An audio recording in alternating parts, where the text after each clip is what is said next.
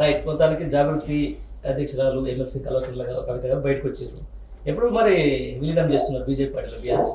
ఇప్పుడు నేను ఒకటి అంటే చూడు, పిసోని చేతుల రాయి అది ఏమైంది జరిగినా ఆశ్చర్యపోవాల్సిన అవసరం లేదు.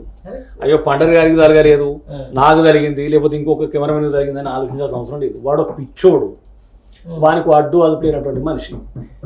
భారతదేశంలోనే అత్యున్నతటువంటి న్యాయస్థానంలో ఎలాంటి ఆరోపణలు లేకున్నా, ఆధారాలు లేకున్నా 5.5 ఏళ్ళు ఒక ఫైటర్ బిడ్డ ఎక్కడ కూడా ధైర్యం కోల్పోకుండా నికార్సుగా పోరాటం చేసినటువంటి గొప్ప నాయకురాలు కవిత. కవిత కాలి చెప్పుకు సరిపోడు ఈ ముఖ్యమంత్రి, కాలి చెప్పుకు సరిపోడు కవిత, కాలి చెప్పుకు సరిపోడు ఈ ముఖ్యమంత్రి. ఒక మహిళ అయినా ఆమెలో ఉన్న పోరాటం అంటే అట్లాంటిది, ఆమెకున్న సబ్జెక్టు విజన్ అట్లాంటిది. అత్యున్నత న్యాయస్థానంలో చాలా స్పష్టమైనటువంటి చర్చ కొనసాగింది, వాదోపవాదాలు జరిగినాయి. మీరు చేసిన ఆరోపణ చేసినటువంటి 100 కోట్ల రూపాయలు రికవర్ చేసిండ్రా, ఏదైనా బ్యాంకులో హోల్డ్ చేసి పెట్టినరా, ఏదైతే తుషార్ అంటోని బెదిరిస్తున్నారు అని చెప్పినప్పుడు ఆ తుషార్ అంటూ ఉన్నది జైల్లోనే, ఈ కవిత పోయి బెదిరించడం సాధ్యం ఎట్లా? ఏదైతే మాగుంట రాఘవరెడ్డి చేసినటువంటి ఆరోపణలు తనొక నిందితుడే, ఆయన ఆరోపణలే తప్ప ఆధారాలు కాదు, ఇవి అన్ని ఎట్లా పెట్టి అని చెప్పి చాలా కులంకషమైనటువంటి చర్చ జరిగి ఎట్టి పరిస్థితుల్లో కూడా ఇలా ఉండడానికి లేదు అని చెప్పేసి బెయిల్ ఇచ్చిండ్రు. వాళ్ళు అప్పటి కూడా బెయిల్ ఇవ్వకుండా అడ్డుకోవడానికి ఎన్ని కుట్రలు ఎన్ని కుతంత్రాలు చేయాలో చేసిండ్రు. ఇవాళ మనీష్ సిసోడియా కేజ్రీవాల్కు బెయిల్ వస్తేనేమో సపర్లు కొడుతున్నారు ఇదే కాంగ్రెస్ పార్టీ నాయకులు. కవితకు బెయిల్ వస్తే మాత్రం అయిపోయింది, బీజేపీని కాంగ్రెస్లో విలీనం చేస్తారని చెప్పేసి ఈ నల్లమొకపోడు ఏడంటాడు అని చెప్పేసి ఇంకో నల్లమొకపోడు ఉన్నాడు సహాయ మంత్రి బండి సంజయ్ గారు. వాడు ముందే అయిపోయింది కథం రేవంత్ రెడ్డి ఇప్పించినట్ట. అంటే వాని జాగిరా, వాని నోరు ఉండదని చెప్పి ఇష్టం వచ్చినట్టు మాట్లాడతారా? ఇప్పించడానికి వాడేవాడు, చెప్పడానికి వీడేవాడు. అంటే ఇప్పుడు న్యాయస్థానం ఇన్వాల్వ్మెంట్ అవసరం లేదు. ఈ రాజకీయ పార్టీలు ఒకవైపు బీజేపీ పార్టీ, ఒకవైపు కాంగ్రెస్ పార్టీ నిర్ణయించుకుంటే బెయిల్ వచ్చేటట్టుంటే, ఈ కుక్క ఓటుకు నోటు దొంగ కేసులో అరెస్ట్ అయినప్పుడు మరి బెయిల్ ఇచ్చింది అప్పుడు ఆ రోజు బీఆర్ఎస్ ప్రభుత్వంతో కుమ్మక్కైందా? మరి వీళ్ళ నాయకురాలు సోనియా గాంధీ ఏదైతే రాహుల్ గాంధీకి బెయిల్ వచ్చినప్పుడు స్కామ్లో అప్పుడు బీజేపీ బూట్లు నాకిందా? మరి ఆ చరిత్ర అయితే ఒకసారి చూడాలి కదా. ముఖం మీద అని ఉంచింది ప్రభుత్వం ఏదైతే న్యాయస్థానం. అప్పుడు సిగ్గు తెచ్చుకొని నేను మాట్లాడిన దాన్ని కొంచెం అది తప్పుగా భావిస్తూ ఉన్నా, నేను కొంచెం మదన పడతా ఉన్నా, తప్పేనాది అని చెప్పి ఇప్పుడు చెప్తా ఉన్నారు. అంటే ఈ చేతగాని కుక్కలకు ఇట్లాంటిది ఏదైనా దొరికితే దాన్ని పట్టుకొని కంకడానికే సిద్ధపడుతున్నారు తప్పితే ఇంకొక అడుగు ముందుకేసి రాష్ట్రాన్ని అభివృద్ధి చేద్దామన్న సిగ్గు లేదు వీళ్ళకు. అంతేనా? మామూలుగా మొన్న ఇదే సెక్రటేరియట్లో చిట్ చాట్లు జరిగినంత సందర్భంలో ఒక కీలకమైన వ్యాఖ్యలు చేసింది ఎవరు, ఇప్పుడున్నటువంటి ముఖ్యమంత్రి రేవంత్ రెడ్డి. అంటే పేర్లు చూసి పెద్ద పెద్ద వ్యక్తుల పేర్లు చూసేసి బెయిల్ ఇస్తారా అని చెప్పేసి అది సుప్రీంకోర్టు కూడా బాగా సీరియస్ అయిన విషయం. మీ దృష్టికి వచ్చిందని నేను అనుకుంటా, సోషల్ మీడియాలో బాగా అవుతుంది.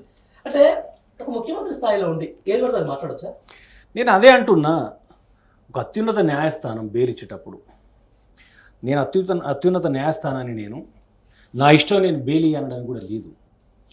ఆ కేసుకు సంబంధించినటువంటి పూర్వపరాలను పూర్తిగా క్షుణ్ణంగా పరిశీలించిన తర్వాత బెయిల్ ఇవ్వాల్సినటువంటి సిచ్యువేషన్ అక్కడ ఉంటే ఖచ్చితంగా ఇవ్వాల్సిందే. లేదు మా చేతుల అధికారం ఉండదు, మేము ఏమైనా న్యాయస్థానం కూడా ఇక్కడ మొండిగా వాదించడానికి లేదు, అది రాజ్యాంగం. దాంట్లో భాగంగానే ఈ బెయిల్స్ అనేటివి వస్తాయి, శిక్షలు అనేటివి పడతాయి, అక్కడ ఉన్నటువంటి సాక్ష్యాధారాలతోటే బేస్ అయి ఉంటుంది. నేనేమంటానంటే ఈ రాజ్యాంగం గురించో, ఈ పాలన గురించో, ఈ చట్టాల గురించో అవగాహన ఉన్నోడు ఈ ముఖ్యమంత్రి అయితే ఇవాళ రాష్ట్రం ఈ రకంగా అధోగతి పాలు కాకపోవు. నీతులు చెప్పే ఈ కుక్క ఇప్పటికి 80,000 కోట్ల పైన అప్పు చేసిండు. నిన్న మొన్నటిదాకా అప్పుల రాష్ట్రం అని చెప్పేసి బతికిన ఈ కుక్క 80,000 కోట్లు దాటింది.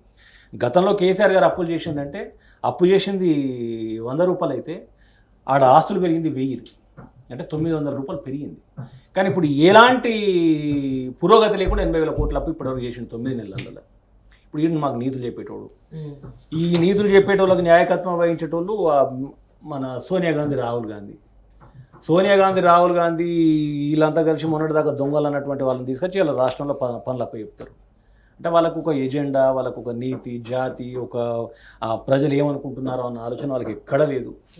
ఏంటంటే ప్రభుత్వం అంటే ఒక కమెడియన్ లెక్క అయిపోయింది. రైట్ అన్న. ఈ మధ్య కాలంలో ఇంకా బాగా బాధ కల్పించిన అంశం గురుకుల పాఠశాలలు సార్. ఈరోజు కార్పొరేట్ శక్తులకు సంబంధించి వాళ్ళ ఒత్తిడులకు తలొగ్గి, లేకపోతే అలా నాణ్యమైన విద్య గత 10 ఏళ్ల పాటు అందుకున్నటువంటి ఈ బీసీ, ఎస్సీ, ఎస్టీ పిల్లలు ఈరోజు నడి రోడ్డు మీద ధర్నా చేయాల్సిన పరిస్థితి వచ్చింది. ఆఖరికి గురుకుల పాఠశాలల్లో కూడా కులం పేరుతో దూషణలు జరుగుతూ ఉన్నాయి. పురుగులు అన్నం తింటామని చెప్పేసి కూడా ఆ రోజు ఒక విధంగా ఒక విదారకంగా ఏడుస్తున్నటువంటి పిల్లలు 8వ తరగతి 10వ తరగతి పిల్లలు.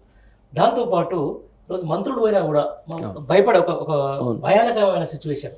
అంటే కేవలం ఈ గురుకుల పాఠశాలలకు సంబంధించి నిర్వీర్యం జరుగుతూ ఉంది. బీసీ ఎస్టీ ఎస్సీ పిల్లలకు నాణ్యమైన విద్య జరిగితే రేపు పొద్దున వీళ్ళు రాజకీయంగా ఎదిగి మమ్మల్ని ఇబ్బంది పెడతారని చెప్పేసి, లేకపోతే రేపు ప్రశ్నిస్తారని చెప్పేసి వాళ్ళకి నాణ్యమైన విద్యను దూరం చేస్తుంది ప్రభుత్వం అని చెప్పేసి కొంతమంది మేధావులు అంటున్నారు. నిజమేనా? ఇప్పుడు ఒకటి ఈ ఆలోచన ఇంత ఒక క్షుణ్ణంగా మనం వాటిని గమనిస్తున్నాం. అయ్యో ఎట్లా వీళ్ళ భావితరాల పరిస్థితి ఇదని మనం ఆలోచిస్తున్నాం. అంటే ఇప్పుడు ఈ సోయానికి ఏమైనా ముఖ్యమంత్రికి ఉన్నదనుకుంటున్నారా? ఆ చదువురాంతమ్మ వాని దగ్గరనే ఇంకా విద్యాశాఖను పెట్టుకున్నాడు. హోంశాఖ మంత్రి మోగోడైనే, విద్యాశాఖ మంత్రి మోగోడైననే, ఇవాళ రాష్ట్రం నాశనం కావడానికి కారణమైననే.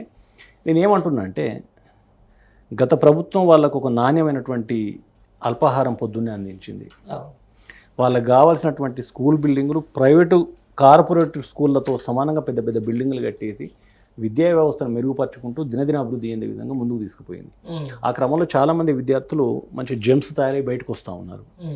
ఇప్పుడు ఈయన వచ్చిన తర్వాత చేసింది ఏందా, బల్లకు సున్నాలేసి కార్యక్రమం పెట్టుకున్నాడు. చేస్తే ఈ లోకల్లో ఉంటారు కదా ఈ భజన బృందం వీళ్ళది, వాళ్ళు అవేగా మా ముఖ్యమంత్రి సున్నాలేసిండని సంకలు కుదుకున్నాడు. అంటే సున్నాలేసినంత మాత్రాన మార్పు రాదు. ఆ స్కూళ్ళకు కావాల్సినటువంటి పర్యవేక్షణ ఏదైతే డిఈఓలు ఉన్నారు, విద్యాశాఖ మంత్రిగా నువ్వు ఉన్నావు, చేతగాని కుక్క, నువ్వు స్పందించు ముందు. దానికి సంబంధించిన కలెక్టర్లకు ఎక్కడికక్కడికి ఆదేశాలు జారీ చేసి వాళ్ళకి ఏం అల్పాహారం అందిస్తూ ఉన్నారు, వాళ్ళకి ఎలాంటి భోజనం పెడతా ఉన్నారు, ఆ స్కూళ్ళల్లో పాములు ఎలుకలు వాళ్ళకు పెట్టే భోజనాలలో బల్లులు తొండలు ఇవన్నీ బారుతూ ఉన్నాయి. వీటి గురించి నీకు నిజంగా చిత్తశుద్ధి ఉంటే ఆ పిల్లలకి ఏదైతే విద్య నేర్పే ఉపాధ్యాయులు కానీ లేకపోతే అక్కడ ఉన్నటువంటి వాలంటీర్స్ వాళ్ళపైన ఎలాంటి పర్యవేక్షణ లేకపోతే ఇదే జరుగుతుంది కదన్నా. అది కాకుండా నేను ఏమంటా ఉన్నానంటే ఇప్పుడు స్కూళ్ళల్లో ఇది జరిగినప్పుడు నాకు తెలిసి గత ప్రభుత్వంలో మాకు బిల్లులు రాక తిండి ఇట్లా పెడుతున్నామని చెప్పేసి చెప్పలేదు. మొన్న లాస్ట్కి అయితే మొన్న చెప్తా ఉన్నది, ఇగో బిల్లులే రానప్పుడు ఏం చేస్తాం అంటే, బిల్లులు రానప్పుడు ఏం బిగుతున్నారు, ఆ డిఓకు కంప్లీట్ చేయండి, కలెక్టర్ చెప్పుకుంటారు. మీరు డిఓ దాకా వచ్చింది కాబట్టి చెప్తుంది. నిన్న అదే ఏదైతే పాలమాకుల కస్తూర్బాకు సంబంధించిన ఐటీ శాఖ మంత్రి దుద్దిల శ్రీధర్బాబు వెళ్ళడం జరిగింది.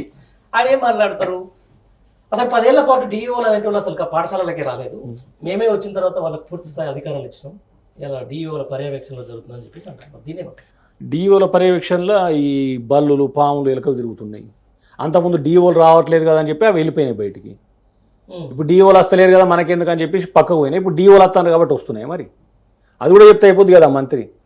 ఇలా వాళ్ళు స్వయంగా చెప్తా ఉన్నారు కదా, విద్యార్థులు ఎవరైతే ప్రెస్ వాళ్ళు కానీ ఇతరత్ర కొన్ని సంఘాలు పార్టీల వాళ్ళు పోతే మేము తాగాల్సినటువంటి మినరల్ వాటర్ ఆ టీచర్లు తీసి పక్కకు పెట్టుకుంటారు, మాకు మినరల్ వాటర్ కూడా ఇవ్వట్లేదు అని చెప్పి చెప్తా ఉన్నారు. మరి ఈయన వచ్చిన డిఓ ఏం చేస్తున్నాడు అంటే అది చోద్యం చూస్తున్నాడా? అది కూడా ప్రశ్నించాలి కదా ఈ మంత్రి ఎవరైతే ఉన్నారో శ్రీధర్ బాబు సిగ్గుపడాలి కదా. మరి గతంలో డిఈఓలు లేరు అంటే, మరి గతంలో డిఈఓలు లేనప్పుడు కూడా వ్యవస్థ సవ్యంగా నడిచింది. మరి ఇప్పుడు డిఈఓలు అలర్ట్ అయిందని మేము చెప్తా ఉన్నాం, మరి డిఈఓలు ఏం చేస్తున్నారని చెప్పేసి వాళ్ళని ప్రశ్నించాలి, వాళ్ళకి నోటీసులు ఇవ్వాలి కదా. మరి మీ ఏదైతే మీరు ఒక జిల్లా అధికారిగా ఉన్నారు, మరి మీ పరిధిలో ఇలాంటి ఇబ్బందులు కలుగుతూ ఉన్నాయి, మీరు ఎందుకు స్పందిస్తున్నారు, వాళ్ళకి నోటీసులు ఇవ్వండి, వాళ్ళని సస్పెండ్ చేయండి, వాళ్ళపైన చర్యలు తీసుకోండి. అంటే అది తీసుకుంటలేరు అంటే ఇదంతా నిజం కాదన్నట్టే కదా. నిజంగా ఆయన అన్నట్టు డిఈఓలు పనే చేస్తే మిగతా కింద ఉన్నటువంటి సిబ్బంది పనిచేయరా? మరి పోనీ అక్కడ అన్ని జరుగుతూ ఉన్నాయి, ఇప్పటివరకు చాలా స్కూళ్ళలో ఇట్లాంటి ఇన్సిడెంట్స్ జరిగినాయి. ఎంతమంది డిఈఓలు అక్కడికి వచ్చి చర్యలు తీసుకున్నారు, ఎంతమంది మీద ఎలాంటి కేసులు బుక్ చేశారు, మరి ఒకసారి లిస్టు బయట పెట్టమని చెప్పండి. నిజంగా వాళ్ళు చెప్పింది అబద్ధం అంటలేను, నిజమైతే మరి ఎందుకు చర్యలు తీసుకోవట్లేదు, ఎందుకు మరి వీటికి ఇప్పటికి పురుష పడతలేదు, అది కూడా ఆలోచించాలి కదా. ఇలా విద్యార్థులపైన వేధింపులు, ఇలా మహిళలపైన వేధింపులు, ఇవన్నీ అసలు తెలంగాణ రాష్ట్రంలో ప్రభుత్వం ఉంది అని ఎవరు భావించట్లేదు. ప్రభుత్వం ఉన్న దాఖలాలు కూడా ఎక్కడ కనిపించట్లేదు.